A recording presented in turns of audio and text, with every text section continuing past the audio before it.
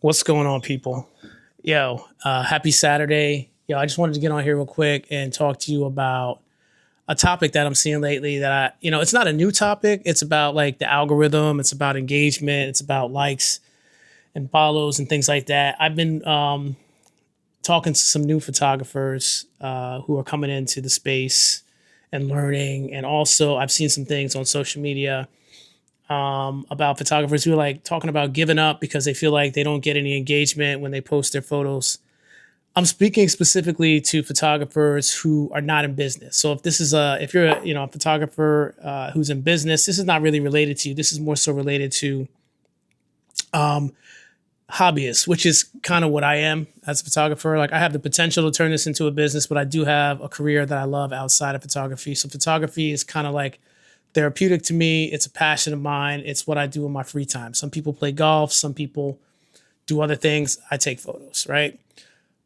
So I just want to kind of speak to these new folks who are discouraged because I've seen some people that are like, I just feel like I don't even want to do photography because I get no love. And I'm like, what? That's just crazy. So let's talk about it. So around 2022, prior to 2022 on Instagram, my page was growing like a lot, right? I went from like it was hard to get to my first 5,000 followers. And then once I got to 5,000, it kind of started rolling quick to 10. I got really quick to 10. And then around 2022, I think the algorithm changed and like everything kind of came to a screeching halt. I eventually grinded it out to about 12.6K.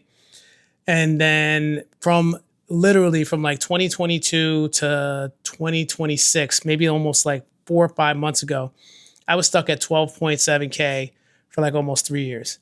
But during that time, I didn't care because around that time where the algorithm changed, I dedicated myself to just going out and shooting for myself. So what does that mean? That meant that I went out and I only focused on creating content that I wanted. I only focused on creating content that inspired me.